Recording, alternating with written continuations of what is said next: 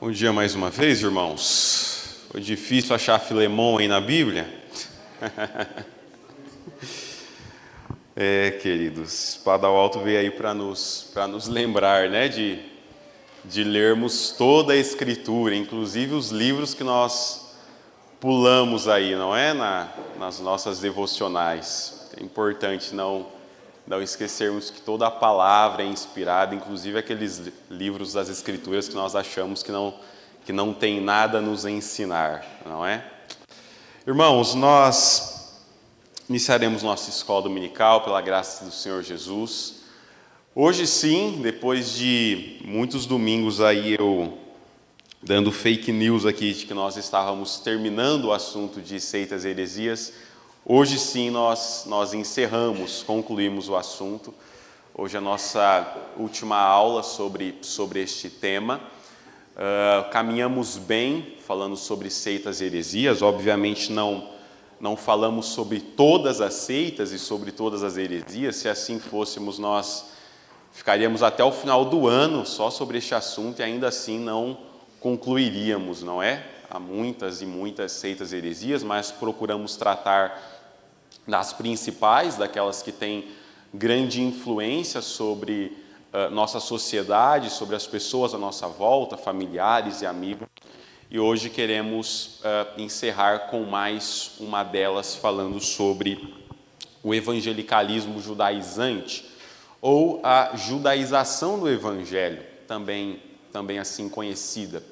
Um movimento que não é novo, como nós veremos, mas que tem múltiplas camadas e que é importante para nós entendermos como isso se relaciona na nossa vida, na vida da nossa igreja e como nós lidamos com o fato da tentativa de se retornar aos rudimentos da lei, não é? As palavras que o próprio apóstolo irá utilizar, transformar o evangelho da graça, voltando lá para os rudimentos do Antigo Testamento.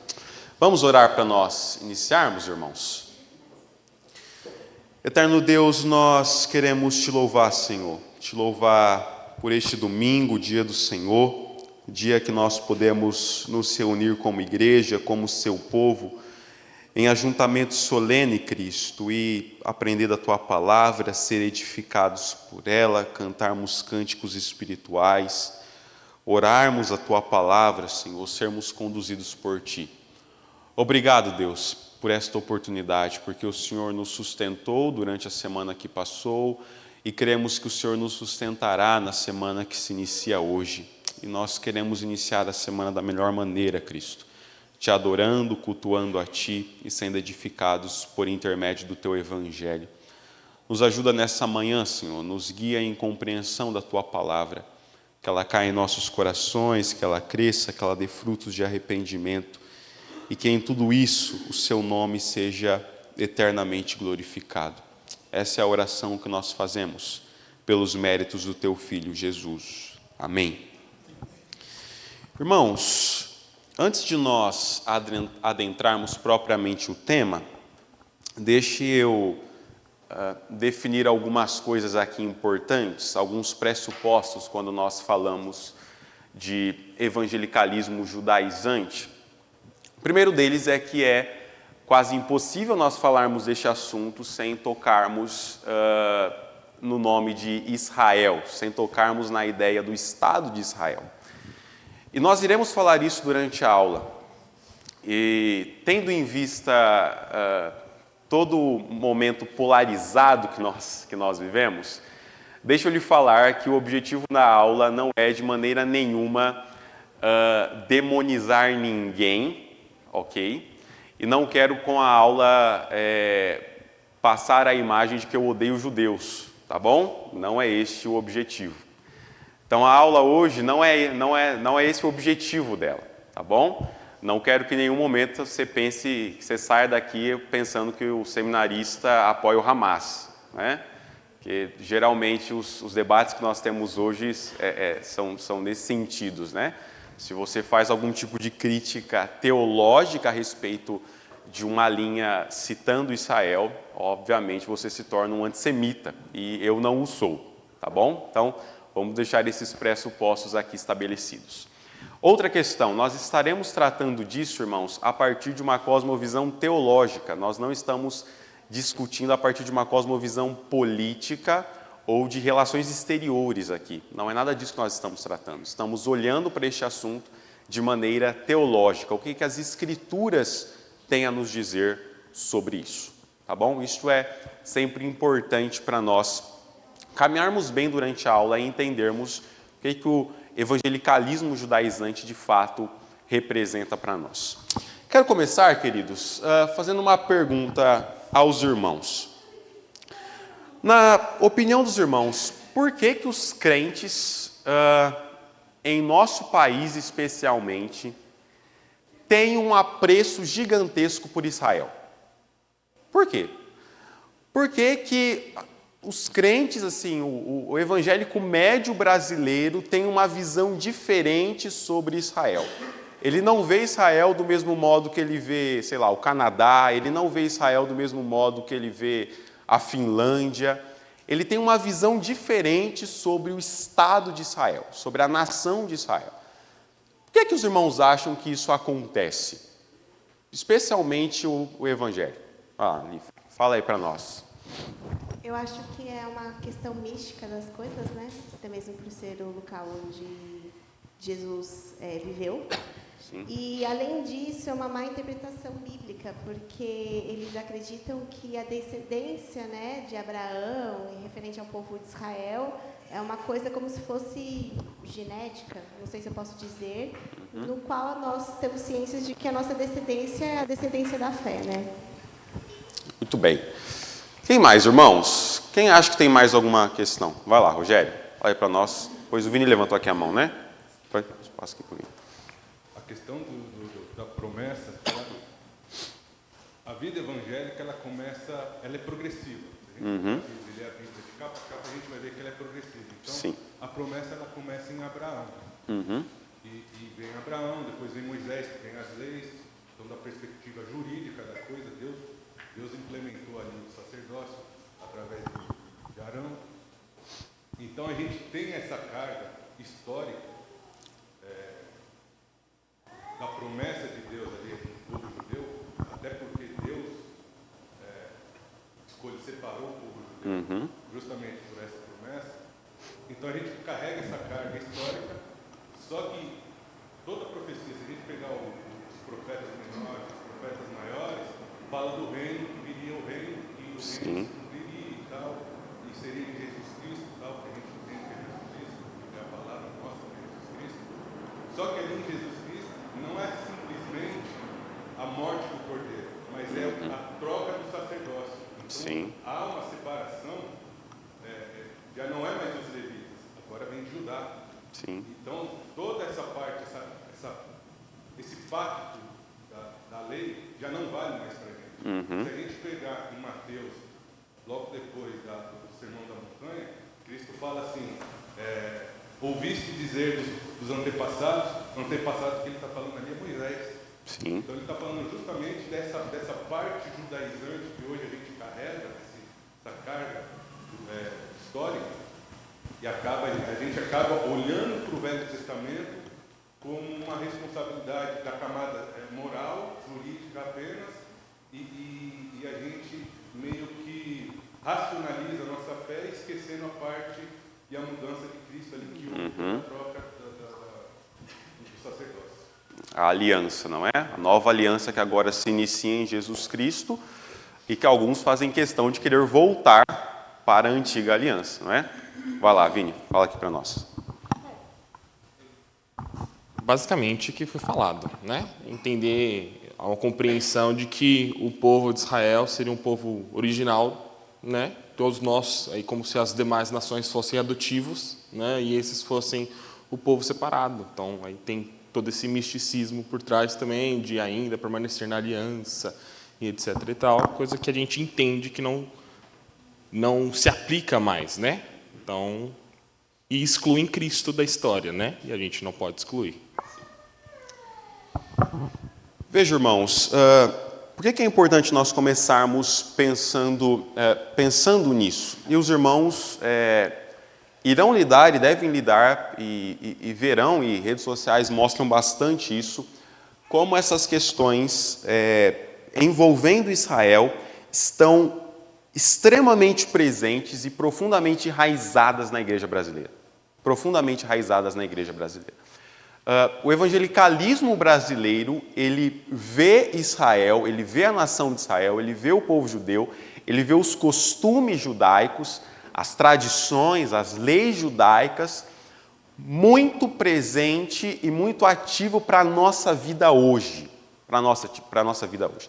Então, não é incomum, irmão, você ver em igrejas o shofar, você vê a menorá, você vê a estrela de Davi, você vê o talit, você vê comemorações de festas judaicas e até uma questão de um turismo religioso que nós iremos falar, presentes na vida da igreja. Né? Então, você chega na igreja assim, ó, e lá no altar está a bandeirona de Israel, cobrindo lá o altar na hora do culto. Né? Vai fazer um culto missionário, tá? As bandeirinhas pequenininhas, mas a bandeira de Israel é a maior, que está no centro da igreja. Alguns pastores que vão colocar o talit, que é esse pano realmente do povo judeu, vão colocar o chapéuzinho, o quepá na cabeça, não é? Na hora do culto.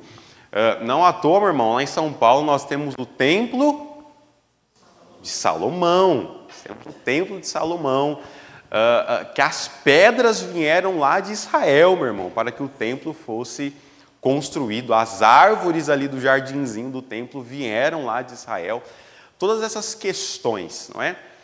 O evangelicalismo brasileiro tem muito disso. Ele se apropria de questões do povo judeu, questões culturais e legais do povo judeu, e agora, durante o culto e durante o evangelho, tentam adicionar essas questões também para a nossa vida hoje. Então, estes aspectos dos símbolos e dos costumes judaicos são muito presentes no evangelicalismo brasileiro.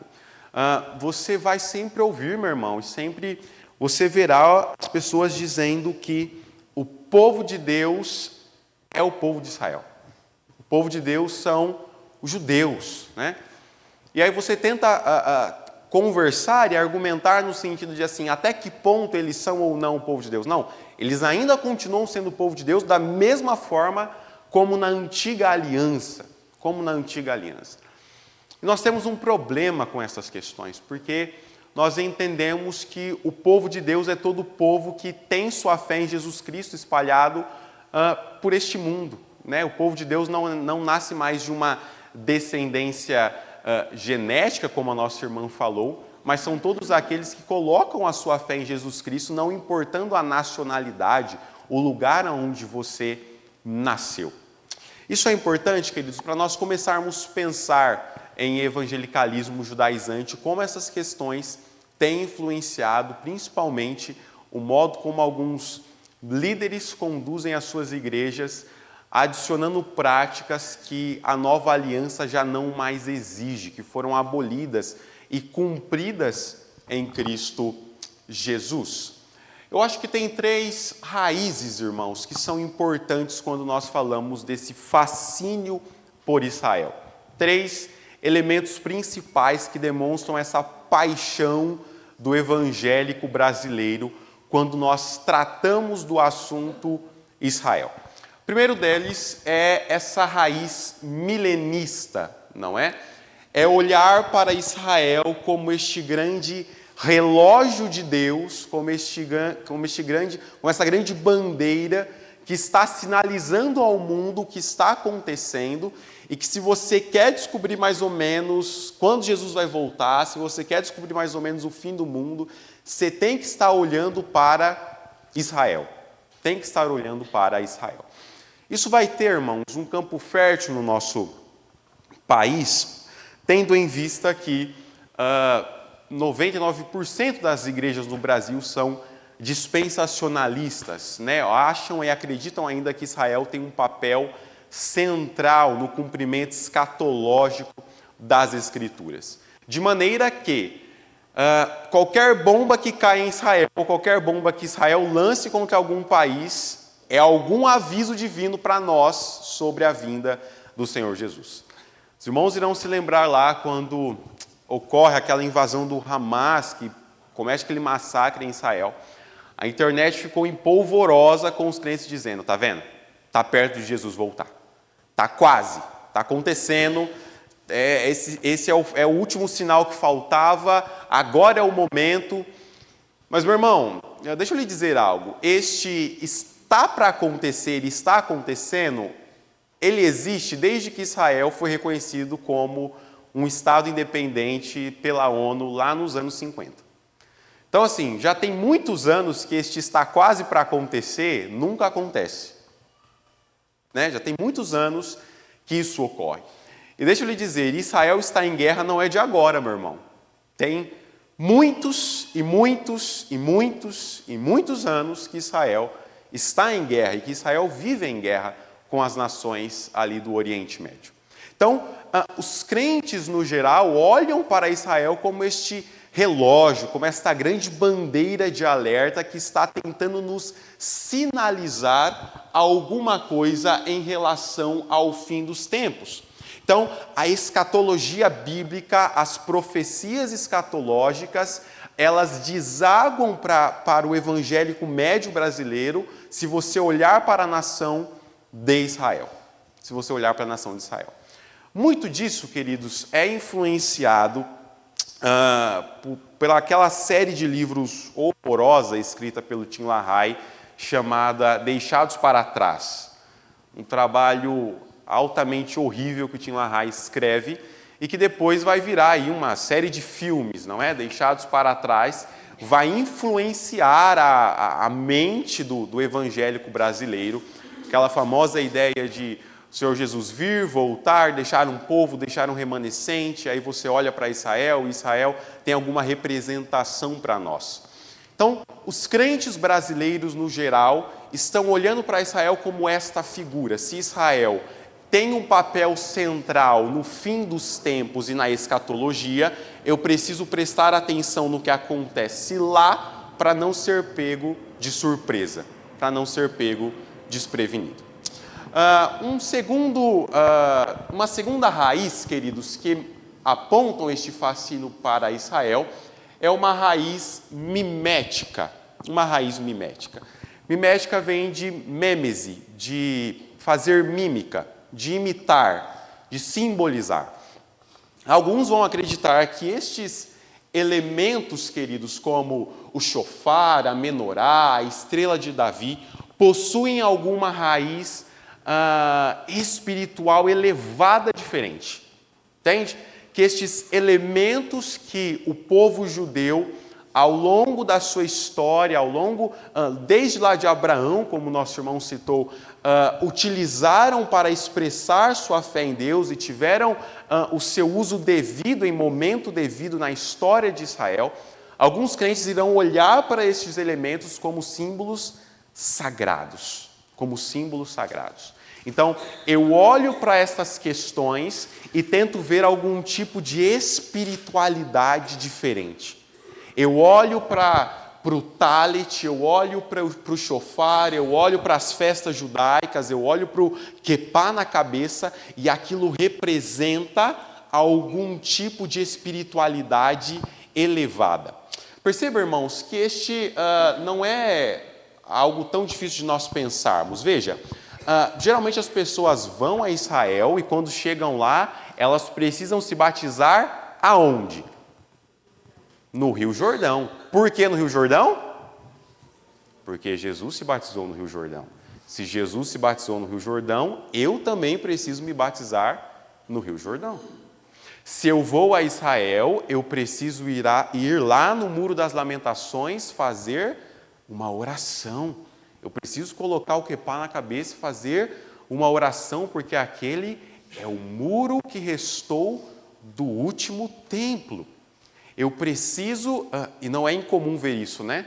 Os crentes que vão lá e eu preciso fazer uma santa ceia em frente ao túmulo de Jesus. Preciso fazer uma santa ceia em frente ao túmulo de Jesus. Nada disso, queridos, teria maldade em si mesmo se não fosse pelo elemento místico que domina a mente das pessoas de achar que estas coisas trazem algum tipo de relevância espiritual maior para a vida dos crentes do que se você é simplesmente batizado aqui no Brasil, do que se você simplesmente faz a Santa Ceia aqui no Brasil, do que se você simplesmente ora comumente no seu lar. Perceba como estas coisas estão aqui dentro deste caráter e desta raiz mimética, deste fascínio de copiar simbologias, de copiar elementos que são próprios dos judeus para a nossa vida hoje, pensando que essas coisas têm alguma representação e uma dimensão maior no campo espiritual. É interessante essas questões, irmãos, porque elas extrapolam tanto o imaginário popular de simplesmente olharmos biblicamente o que Deus está fazendo entre a Antiga e Nova Aliança, que eu lembro lá em 2016, durante o julgamento do impedimento da Dilma Rousseff, que um determinado deputado, os irmãos vão lembrar que cada deputado lá na hora que foi votar dizia o motivo do porquê ele estava votando, né? Pelos meus filhos, pelos meus netos, pelo sei o quê, eu voto sim, eu voto não, e aquela coisa toda. E um determinado deputado pegou e falou assim: pela paz em Israel, o meu voto é sim. Qual é a relação entre as duas coisas? Entre a paz em Israel e entre o impedimento da presidente do Brasil? Não há relação nenhuma.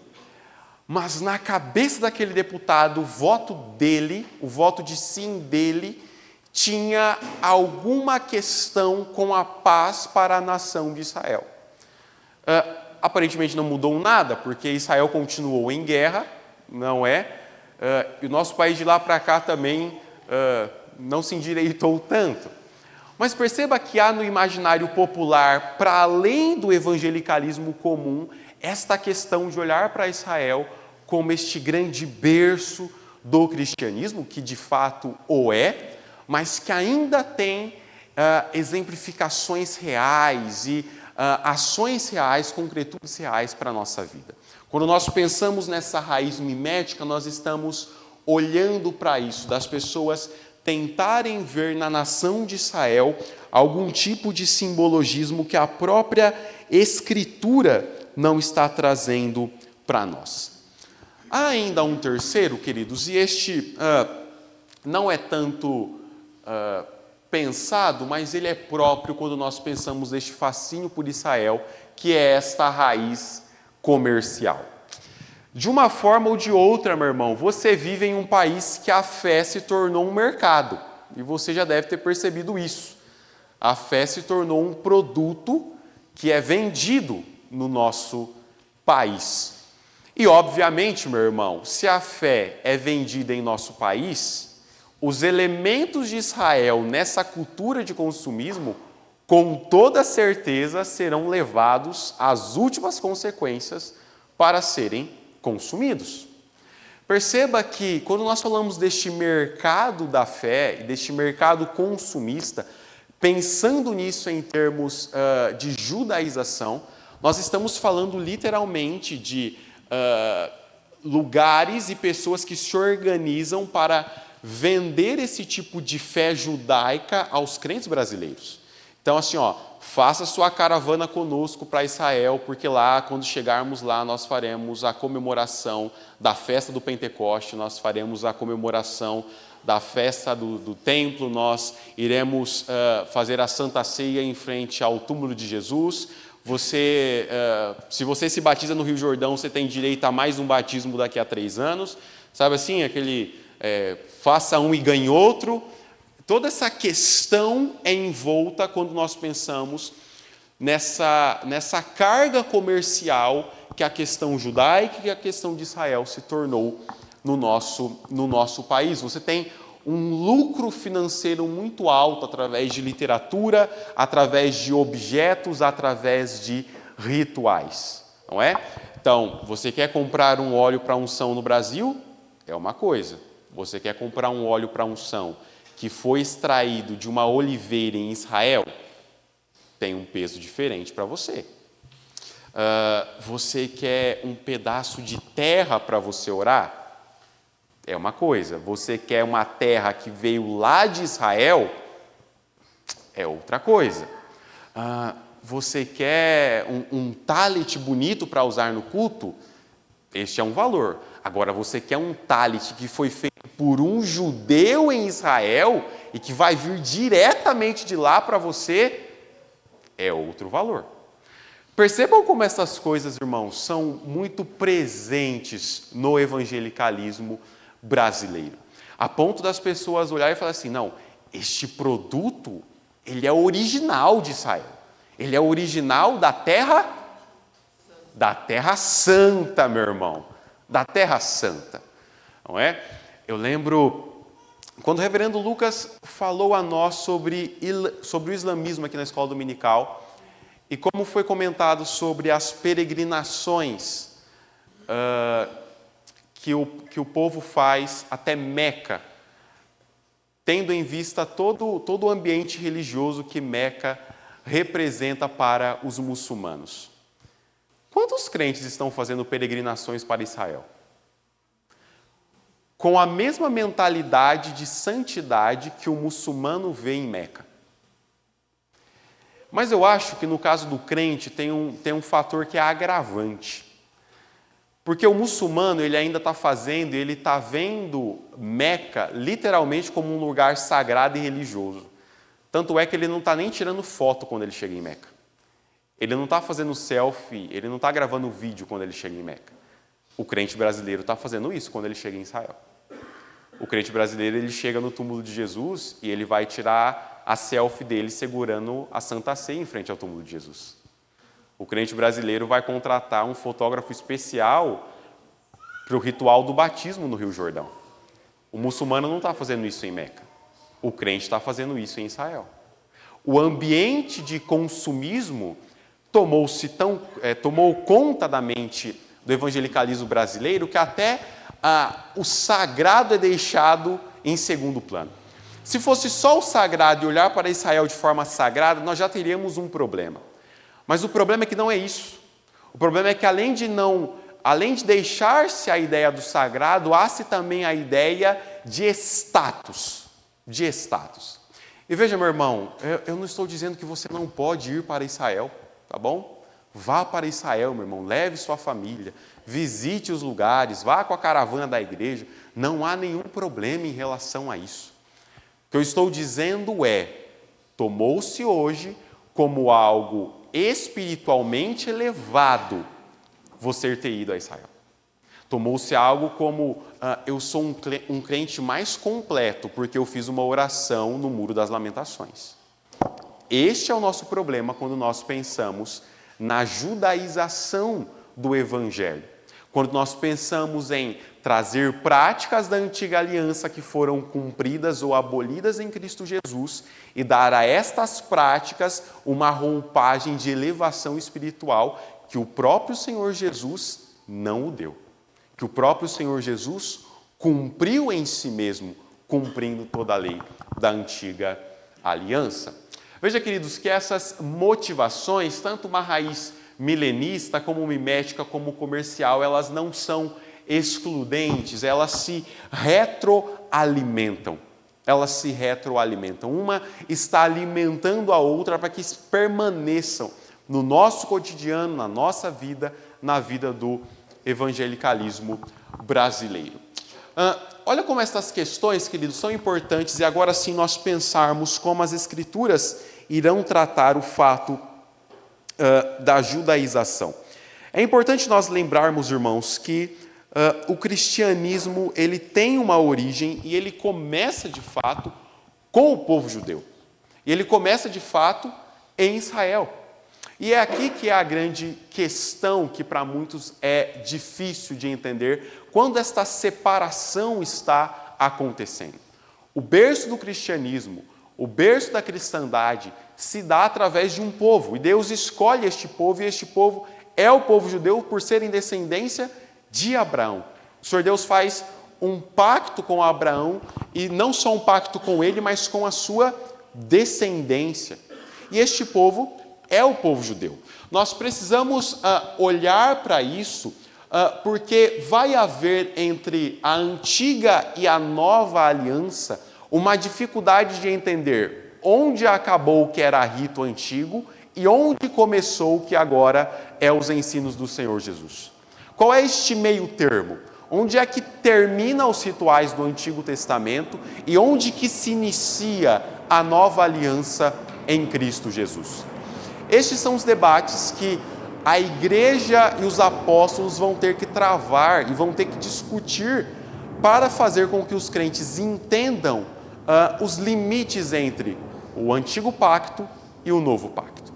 Isso é importante, irmãos, para nós, por mais que nós não iremos falar hoje sobre a nossa relação com a antiga aliança, e de fato nós ainda temos uma relação com a antiga aliança, não de forma judaizante, obviamente, mas é importante porque é daqui que parte um princípio errôneo que os crentes tomam em nosso país hoje. A ideia de que aquilo que Deus instituiu para o judeu, isso também continua válido para nós. Aquilo que o Senhor Deus instituiu para o seu povo exclusivamente na antiga aliança, tudo aquilo não foi abolido e continua presente na nossa vida de maneira inalterada. De maneira inalterada.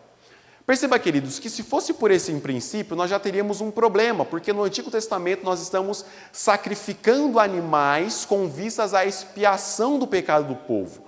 Se fosse assim, o Senhor Jesus não precisaria ter morrido na cruz para expiar os nossos pecados. E eu acho que você nunca viu, pelo menos aqui, nenhum dos nossos presbíteros sacrificando um animal dentro da igreja para expiar o seu pecado. Veja que há um aspecto de continuidade da antiga para a nova aliança, mas há também um aspecto de descontinuidade, de que há questões que são próprias da velha aliança e há questões que são próprias da nova aliança. E é aqui que nós precisamos sempre nos lembrar de que o Senhor Jesus está inaugurando uma nova aliança, de que as leis passadas estão sendo cumpridas nele, e de que nele estas leis eram sombras que estavam apontando para uma nova aliança, sombras que estavam apontando para um novo evangelho, sombras que estavam apontando para o verdadeiro sacrifício que era o próprio Senhor Jesus. Neste aspecto, irmãos, nós vamos ter os próprios apóstolos lidando com isso. Abra em Atos, capítulo de número 15.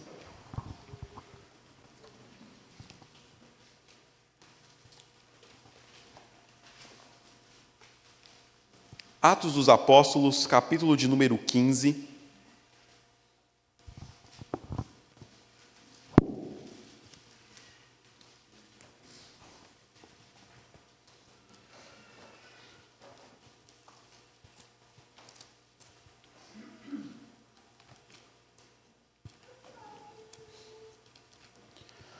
Atos 15, queridos, nós estaremos lendo do verso 1 até o verso de número 11. Pedi o presbítero Denis ler aqui para nós, Atos 15, do verso 1 ao verso de número 11. Alguns indivíduos que desceram da Judéia ensinavam aos irmãos: se não vos circuncidais segundo o costume de Moisés, não podeis ser salvos. Tendo havido, da parte de Paulo e Barnabé, contenda e não pequena discussão com eles, resolveram que esses dois e alguns outros, dentre eles, subsistissem a Jerusalém, aos apóstolos e presbíteros, com respeito a esta questão. Enviado, pois, e até certo ponto acompanhados pela igreja, atravessaram as províncias de Fenícia e Samaria, e narrando a conversão dos gentios, causaram grande alegria a todos os irmãos. Tendo eles chegado a Jerusalém, foram bem recebidos pela igreja, pelos apóstolos e pelos presbíteros, e relatado tudo o que Deus fizera com eles. Insurgiram-se, entretanto, alguns da seita dos fariseus, que haviam crido, dizendo: é necessário circuncidá-los e determinar-lhes que observem a lei de Moisés. Então, se reuniram os apóstolos e os presbíteros para examinar a questão. Havendo grande debate, Pedro tomou a palavra e lhes disse: Irmãos, vós sabeis que, desde há muito tempo, Deus me escolheu dentre vós para que, por meu intermédio, ouvissem os gentios a palavra do Evangelho e crescem. Ora, Deus, que conhece os corações, lhe deu testemunho, concedendo o Espírito Santo a eles, como também a nós nos concederá. E não estabeleceu distinção algum entre nós e eles, purificando-lhes pela fé o coração. Agora, pois, por que tentais a Deus, pondo sobre a serviço dos discípulos um jugo que nem nossos pais puderam suportar, nem nós, mas cremos que fomos salvos pela graça do Senhor Jesus, como também aqueles o foram. Muito bem, irmãos. Atos 15, nós vamos ter o primeiro concílio em Jerusalém. Reunião dos apóstolos e dos presbíteros para discutirem um assunto doutrinário da vida da igreja. Qual que era este assunto? É o que está aí no verso 1 do capítulo 15. Alguns indivíduos que desceram da Judéia ensinavam aos seus irmãos: se não vos circuncidardes segundo o costume de Moisés, não podeis ser salvos. Não podeis ser salvos. A ideia que se transmitia entre o povo era: se você quer ser salvo, você precisa continuar cumprindo um rito que foi estabelecido em Moisés, o rito da circuncisão.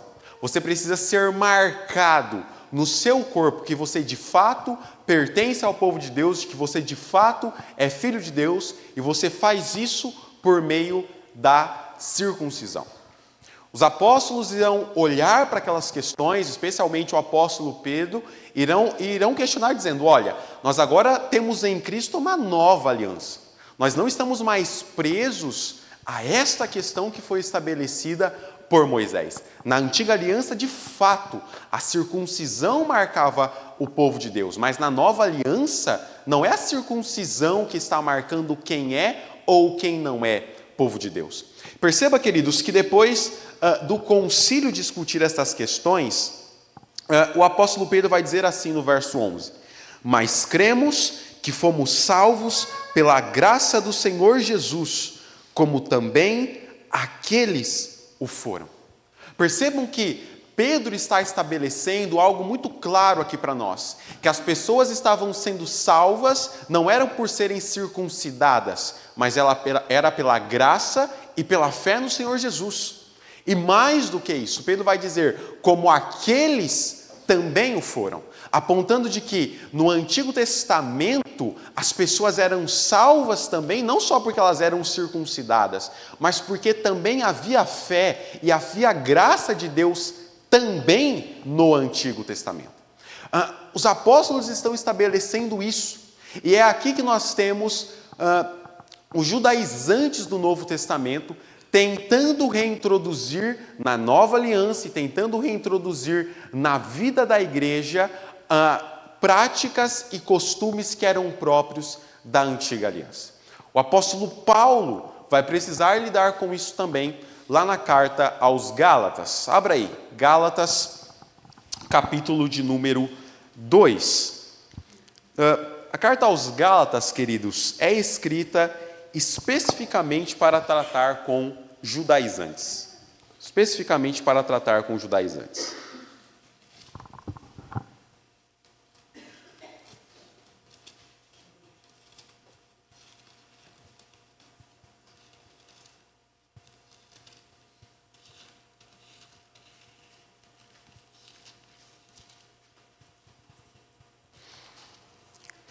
Olha o que o apóstolo Paulo vai, inclusive, dizer no capítulo 1, do verso 6 da carta aos Gálatas, dizendo assim: admira-me que estejais passando tão depressa daquele que vos chamou na graça de Cristo para o outro evangelho, o qual não é outro, senão que há alguns que vos perturbam e querem perverter o evangelho de Cristo.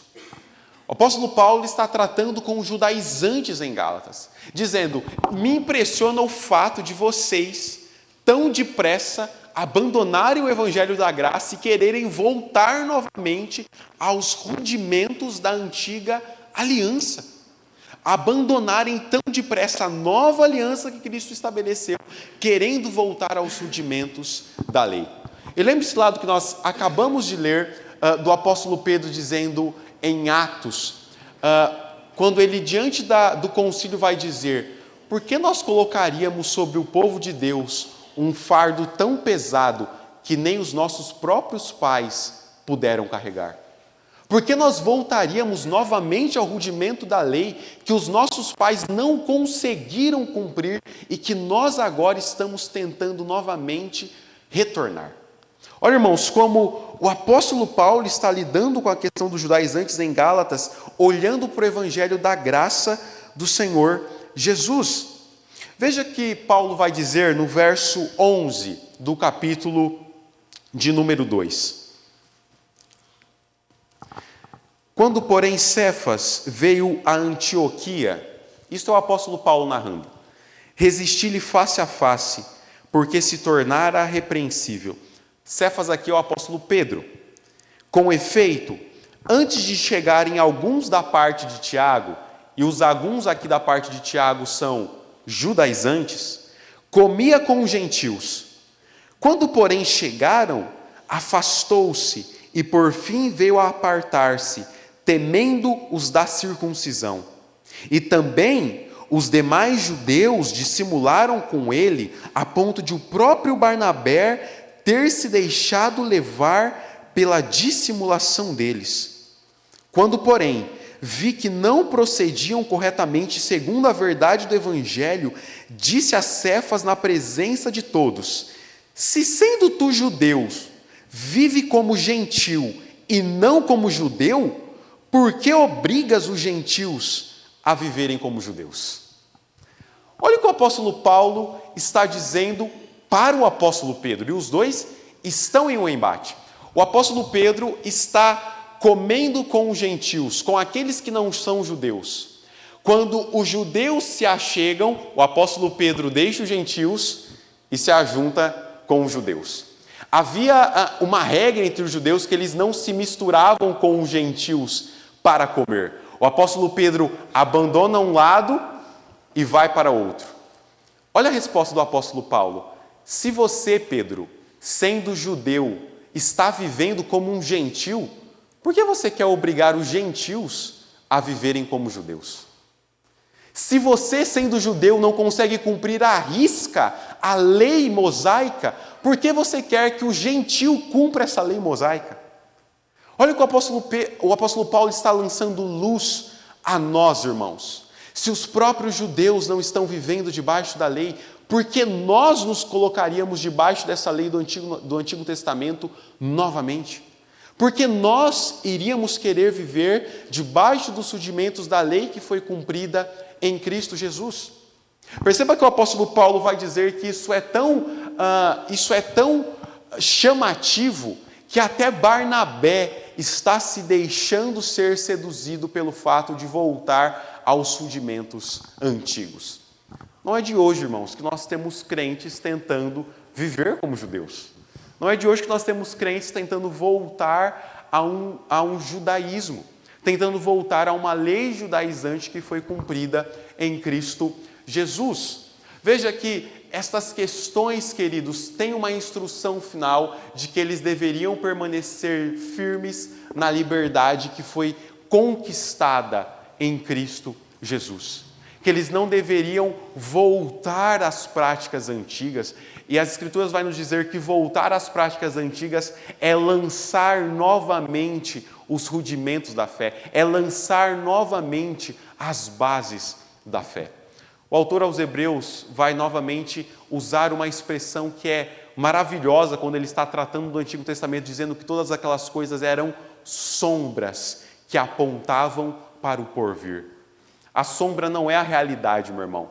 A sombra aponta para algo que de fato existe. E as práticas que estão sendo realizadas no Antigo Testamento são sombras que estão apontando para algo maior. E este algo maior é a nova aliança inaugurada por Cristo Jesus.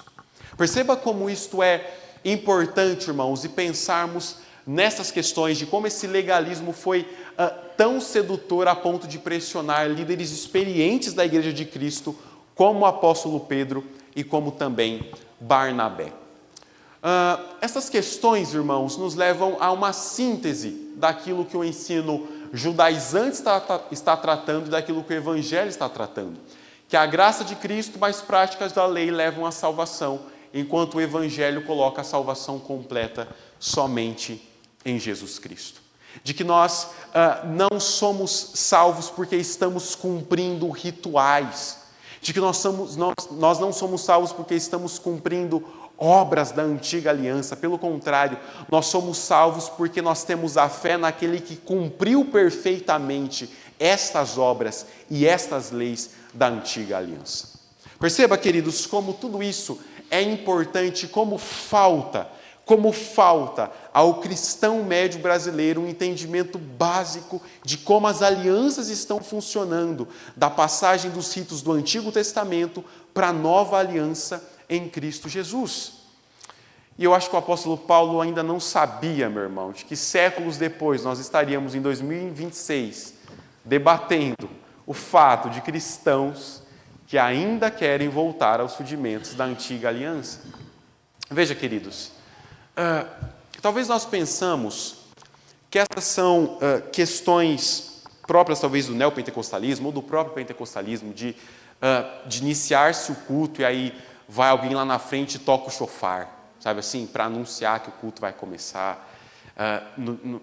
No dia da Santa Ceia, você coloca lá 4 diáconos para entrar com uma réplica da Arca da Aliança, assim, no ombro, e aí entra aquela réplica da Arca da Aliança, grande, bonita, assim, dentro da igreja, né?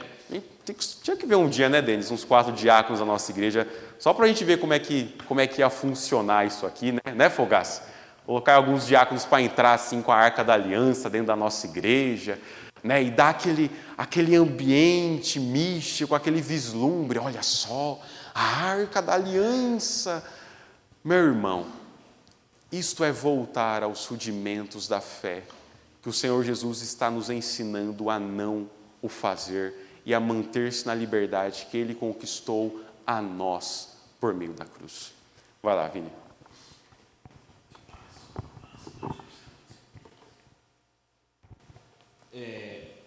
O que você pensa, né? Enquanto a gente está falando, me vem à mente, aí posso estar errado sobre isso, mas eu consigo ver, a gente falando sobre isso, a linha teológica do neopentecostalismo trazendo muito essa simbologia, esse misticismo, e justamente, às vezes, não atrelando a questão de salvação, mas uma questão de avivamento, né? Como se esses elementos fossem trazer aquela elevação da espiritualidade, né? Então, esses elementos do culto faz o nosso culto ser mais santo, esses elementos do pastor faz o pastor ser mais poderoso, e etc e tal. Como que você entende essa parte de busca por avivamento com esses símbolos? Eu acho que tem 2 coisas aqui importantes para nós sempre pensarmos, irmãos. A Bíblia, a partir da Nova Aliança, nunca está tratando nenhum objeto como santo, está sempre tratando pessoas como santas. O apóstolo Paulo e os demais apóstolos, quando estão se referindo à santidade, eles estão se referindo às pessoas, né? Aos santos da igreja tal, escrevo aos santos de tal lugar. Os crentes são chamados santos nas Escrituras e não objetos. Nós não temos mais nenhum tipo de objeto que representa santidade para a nossa vida, que representa algum tipo de espiritualidade elevada. Acho que tudo isso, Vini, é fruto do nosso protestantismo que tem dose católica. O nosso protestantismo, irmãos, é altamente místico no Brasil. Altamente místico. Acho que eu citei para os irmãos em alguma aula passada aqui, mas se não faço questão de repetir, um artigo muito bom escrito pelo reverendo Augusto Nicodemos que chama A Alma Católica do Protestante Brasileiro. Esse é o nome do artigo. A Alma Católica do Protestante Brasileiro. O nosso protestantismo, ele nasce envolto em um misticismo católico. Então, quando eu tenho esse tipo de elemento, e aí junta as 2 coisas, né? Junta esse misticismo que já é próprio do nosso país, junta a ideia do desconhecimento entre antiga e nova aliança, e aí junta elementos próprios do povo judeu, aí você tem uma salada de fruta. Então eu coloco o misticismo na Arca da Aliança, eu coloco o misticismo no shofar que está sendo tocado, eu coloco o misticismo no quepá que vai ser usado na cabeça, no talit que vai ser pendurado no meu pescoço, no óleo santo que eu vou ungir você. Todas essas questões se tornam uma mistureba, vamos assim dizer, se torna uma mistureba. Eu misturo elementos do catolicismo romano com uma face de protestantismo com sabor de judaísmo. Sabe assim? Eu consigo criar esse Anakin que ninguém sabe o que é, de fato, que não é nem puro de um lado nem puro do outro, mas que tem uma combinação, uma salada de frutas de elementos altamente diferentes. E aí tudo isso é muito chamativo para o evangélico brasileiro. O evangélico gosta desse culto experiencial. Desse culto em que eu vou sentir coisas, desse culto em que eu vou sentir o arrepio na minha coluna, desse culto que eu vou ver cores diferentes, que eu vou ver objetos diferentes. Tudo isso vai nascer a partir dessas duas questões, eu acho que são principalmente elas, um desconhecimento sobre o que Deus está fazendo na nova aliança e uma mistura de elementos sincréticos e ecumênicos de como o próprio protestantismo está se desenvolvendo no nosso país. Vai lá, Rogério. Só ela ali primeiro. Rapidinho. Então, eu vi esses dias um vídeo muito interessante e falava sobre essa parte misticismo, né, das religiões culturais brasileiras e muito das emoções que a gente quer viver. Então, a experiência que esse tipo de coisa traz é uma liberação de dopamina, assim, enorme. Então, a pessoa ela não está lá porque ela quer aprender de Deus, ou ela quer viver a fé dela, ou realmente que nem nós viemos à igreja, porque isso faz parte da comunhão dos santos, faz parte da nossa vida de regra de fé e prática. Mas sim porque ela quer viver essa experiência de dopamina, porque é a mesma sensação de quem come um chocolate e se deleita ao momento que está comendo o chocolate. Não é sobre uma mudança de vida radical para viver para Cristo. Uhum. E aí só até... Pode precisar ir para o Rogério, Fogaça? Para o Rogério. Aqui. Até lembrando desse ponto que o próprio Vini comentou da questão do avivamento e de como muitos crentes olham para esses objetos, como essa questão do avivamento. Deixa eu lhe lembrar algo, meu irmão. Avivamento nas Escrituras é conhecer o Evangelho. Ser avivado nas Escrituras é você conhecer sobre o Senhor Jesus Cristo. É você ter sua vida transformada e mudada por Ele. Eu acho que o que resume bem é aquilo que o próprio cego, quando é curado pelo Senhor Jesus. Eu não via, mas agora eu vejo. Eu não sei o que Ele fez, eu sei que eu nasci cego e agora eu não estou mais cego. É isso que o Evangelho está fazendo conosco. Avivamento, meu irmão, a palavra avivamento significa literalmente trazer vida. E nós temos vida quando nós conhecemos o verdadeiro Evangelho. Olha e fala assim, eu vivia nessa prática de pecado e agora eu não vivo mais. Eu desonrava minha esposa e agora eu não desonro mais. Eu não honrava com minhas contas e agora eu honro. Isso é ser um crente avivado. Mas veja, todo o ambiente místico do nosso país, como a nossa irmã citou, tem essa dose de o culto precisa ser essa bomba de dopamina para a minha vida, aonde eu sinto essas coisas, aonde esse ambiente experiencial vai fazer com que eu reverbere isso de alguma maneira diferente. E aí, meu irmão, isso aqui é um prato cheio para eu introduzir elementos judaicos, tentando trazer uma aparência de piedade, quando de fato é só tentando voltar aos fundimentos que o Senhor Jesus falou para não voltarmos. Vai lá, Rogério. É interessante essa parte do misticismo, porque a vida cristã, acho que a dificuldade da vida cristã é a gente ter a centralidade das condutas que a gente toma. Porque é muito evidente o misticismo, mas se a gente olhar para o outro lado, a gente cai na religiosidade. Se a gente pegar o texto de Atos 21, lá Paulo está voltando das incursões onde ele fez a arrecadação, levando dinheiro para o povo de Israel, que era da profecia de Ágabo. Sim. E aí ele entrega o dinheiro para o povo judeu, o dinheiro serve. Só que ali, e ele tem um documento justamente do primeiro concílio ali no capítulo 15, e Tiago que está na mesa, olha para ele e fala assim, então, meu irmão, mas aqui nós temos centenas de milhares. Aqui a gente é que manda. Então, eu digo para você, vai lá junto com os caras que estão fazendo o voto de Nazireu, escumbra lá com eles lá, para que os outros olhem para você e falem assim, não, ele também cumpre a lei. Sim. E aí, a minha questão é, como que Paulo olha para eles e fala assim, a gente conversou um tempo atrás e vocês me deram um documento falando que não era para que a circuncisão não serve mais. E vocês estão me julgando agora por isso. Uhum. E aí a evidência do misticismo é legal, é muito fácil se reconhecer. Mas e a religiosidade? E aquela coisa da gente ser duro e falar assim, não, eu peco pelo zelo. Uhum. Entendeu? Porque você está pecando igual, meu irmão. Sim. Está pecando igual, entendeu? Sim. E são duas vertentes, né, irmãos, de que nós, quando olhamos para um lado, de não cairmos para o outro, né? Isso é sempre importante. Nós vamos tratar, em algum momento, estou aí com uma aula em mente aí para o mês de julho, de nós lidarmos com a questão do legalismo, de como nós lidamos com a lei, e olharmos para não cairmos no antinomismo, não é? De não cairmos no outro extremo também, e de achar que porque agora estamos na graça de Deus, nós não devemos viver uma vida de retidão e de cumprimento à sua palavra, não é? E até pensarmos no uso que a lei tem, né, no aspecto moral, e de nos lembrarmos do estado de pecaminosidade que nós nos encontramos e que nós precisamos da graça de Cristo, né? A lei como esse aio que está apontando para a graça do Senhor Jesus. Veja, irmãos, como estas questões são importantes para nós e para nós pensarmos essa judaização do Evangelho em termos bíblicos. Que o Arsênio Fogaço, por gentileza.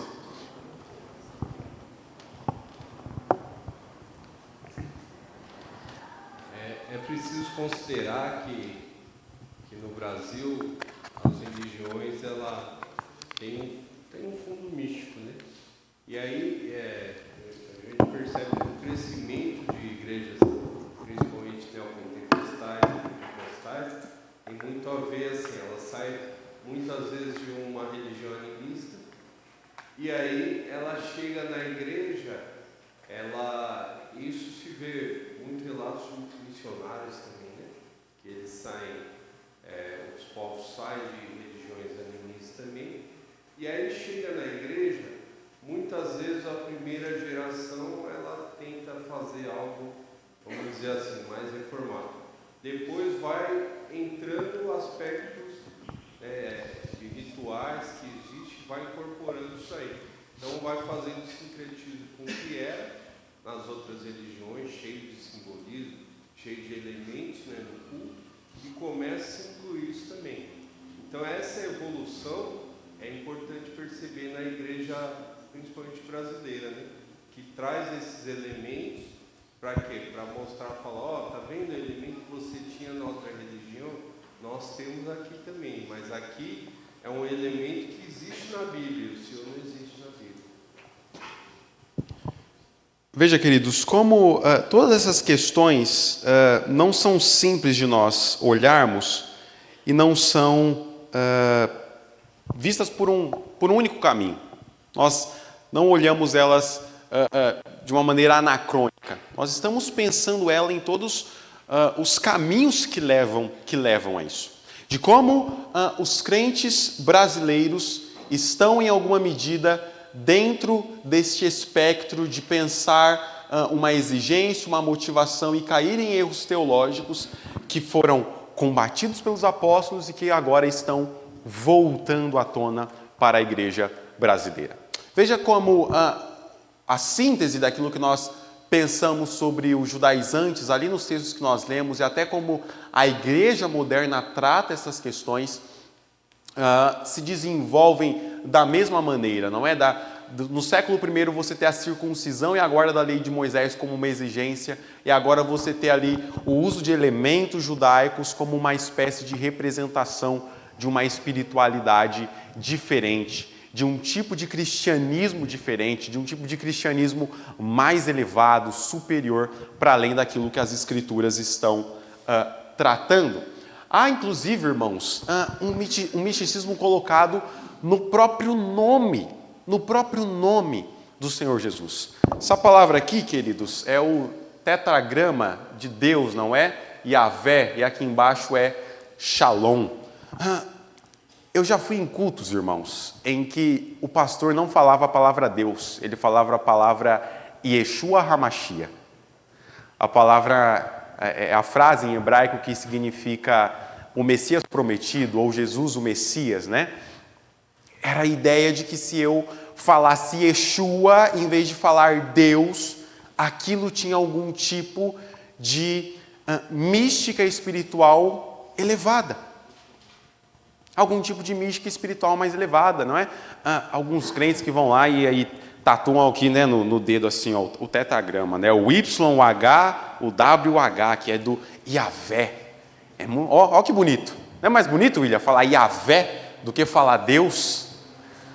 Meu irmão, não existe mística espiritual nenhuma. Yahvé é só o nome que o povo hebreu e aramaico está pronunciando o nome de Deus, e que para nós é Deus. Veja, que esta mística envolve tanto a mente das pessoas a ponto delas quererem pronunciar o nome em hebraico ou em aramaico, pensando que isso tem algum tipo de elevação espiritual diferente. E não tem, meu irmão. Não há nada disso. As Escrituras, Deus não está limitado a um idioma. Veja, meu irmão, a palavra Deus para nós aqui vai ser uma, para outro povo vai ser outra, para outro vai ser outra.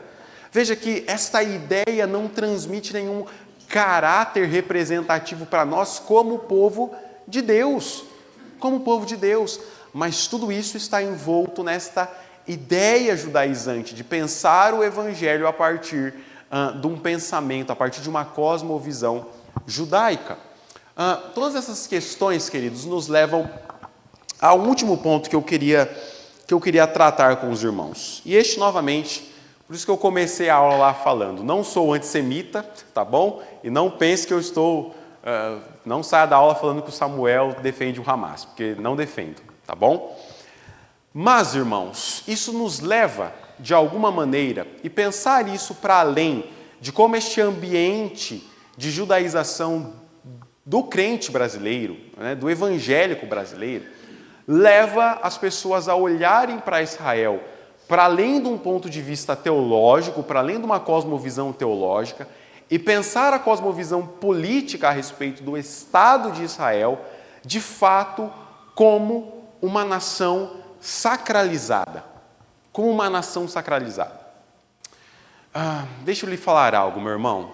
Deixa eu lhe falar algo. Eu espero que a essa altura do campeonato você já tenha entendido isso. O Israel de hoje não tem absolutamente nada a ver com o Israel do Antigo Testamento. Eu espero, meu irmão, que isso seja muito claro para você. O Israel que existe hoje não tem absolutamente nada a ver com o Israel do Antigo Testamento. Você sabia que a maior parada gay do Oriente Médio acontece em Israel? Você sabia que o aborto é plenamente legalizado em Israel? Você consegue olhar e dizer assim, esse de fato é o único povo de Deus? Irmãos, deixa eu pegar um exemplo para trazer isso aqui para nós. Porque quando nós vemos manifestações políticas em nosso país, é muito comum nós vermos a bandeira de Israel lá balançando. E, novamente, esse fascínio por Israel está envolto no cotidiano brasileiro. Quando nós pensamos, irmãos, isso, e pensar esses aspectos da antiga para a nova aliança, nos ajudam a entender que nós não devemos apoiar ou rejeitar qualquer questão que envolva Israel de forma acrítica. De forma acrítica. Eu, Samuel, acredito que o Estado de Israel como nação deva existir? Sim, acredito. Eu acredito que o povo judeu tem que ter um lugar para chamar de seu país. De seu país. Eu não consigo imaginar como seria difícil se nós, como brasileiros, não tivéssemos um pedaço de terra que nós disséssemos, esse é o nosso país, esse é o nosso lugar. Isso quer dizer, meu irmão, que qualquer coisa que Israel faça deva ser considerada como certa e como correta. Deixa eu lhe dar uma notícia que eu vi ontem, meu irmão, noticiada pela CNN. Israel lançou uma bomba de fósforo branco contra a população do Líbano. Fósforo branco, meu irmão, é proibido desde a Segunda Guerra Mundial pelo caráter altamente destruidor que isso possui na vida da pessoa que respira aquele gás. A experiência de uma pessoa que sofreu com essa bomba é do seguinte: eu sinto os meus ossos queimarem. Você consegue olhar para isso e falar assim, Israel está certo?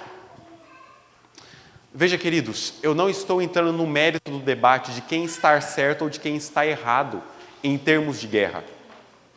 Eu estou olhando para um mérito no seguinte: nós não podemos apoiar ou fazer qualquer tipo de crítica de forma acrítica.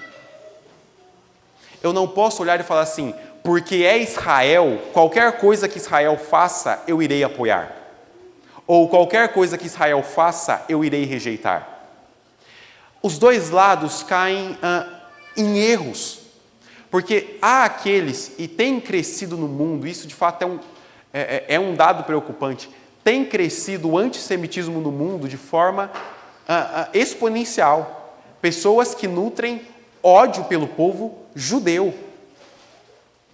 Ao mesmo tempo, meu irmão, nós não somos chamados, e a igreja não é chamada, a um apoio cego do tipo, qualquer coisa que a nação de Israel faça, eu irei apoiar, porque o cristianismo nasceu lá, e já que o cristianismo nasceu lá, não importa que eles estão lançando bomba de fósforo branco contra a população no Líbano, eu irei apoiar.